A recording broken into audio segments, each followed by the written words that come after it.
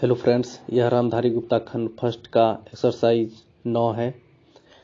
Speed 80 word पर minute रहेगी। तो चलिए स्टार्ट करते हैं। स्टार्ट। सभापति महोदय, ये शब्द मेरे नहीं हैं बल्कि राष्ट्रपिता के हैं।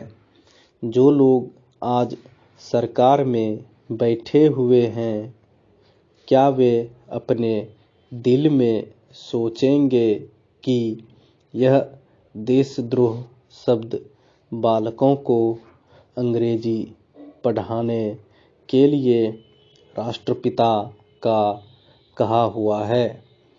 आज 54 वर्ष देश को स्वतंत्र हुए हो गए हैं, लेकिन राष्ट्रपिता की इस बात पर आज तक ध्यान नहीं दिया गया है। अंग्रेजी भाषा को पढ़ाना क्यों बंद नहीं किया गया और उसको दैनिक कार्यों में क्यों प्रयोग में लाया जाता है। मैं इस बात को कई बार इस सदन में कह चुका हूँ और मैंने इस विधानसभा की नियमावली में 1 वर्ष पहले एक संशोधन भी रखा था, लेकिन मेरा दुर्भाग्य है कि वह संशोधन वर्ष भर से इस सदन में प्रस्तुत नहीं हो सका। मेरी अपनी राय है कि कम से कम दैनिक कार्यों के लिए यदि सरकार अंग्रेजी भाषा पर बंधन लगा दे तो बहुत अच्छा हो और जो यह अनुशासनहीनता है वह भी समाप्त हो जाए। सभापति महोदय, जैसा कि मेरे मित्र ने कहा, लड़कों के माता पिता अंग्रेजी का प्रयोग करते हैं और उनके शिक्षक भी उसका प्रयोग करते हैं। फिर बालकों पर उसका प्रभाव क्यों नहीं पड़ेगा। मैं उनसे सहमत हूँ कि बालकों में नकल करने की आदत होती है, जैसे वे अपने बड़ों को करते देखते हैं वैसा ही वे करते हैं।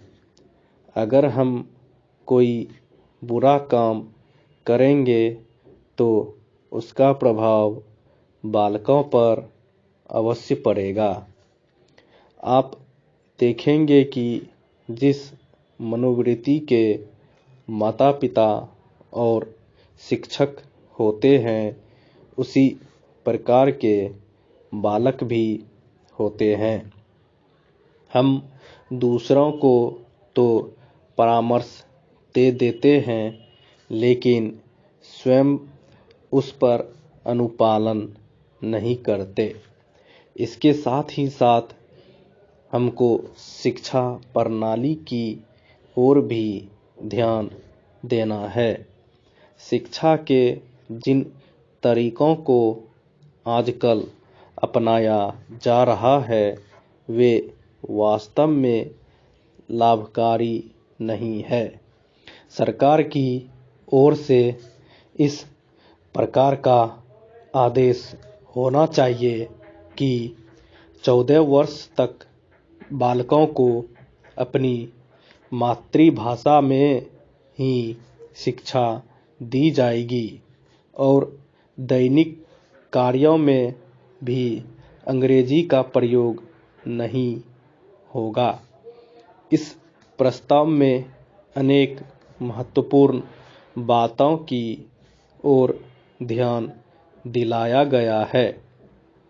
मैं समझता हूँ कि जब माननीय मंत्री जी इसका उत्तर देंगे तो कह देंगे कि हम बहुत सी बातों पर कार्यान्वयन कर रहे हैं लेकिन मैं समझता हूँ कि उन पर कोई कार्यान्वयन नहीं हो रहा है।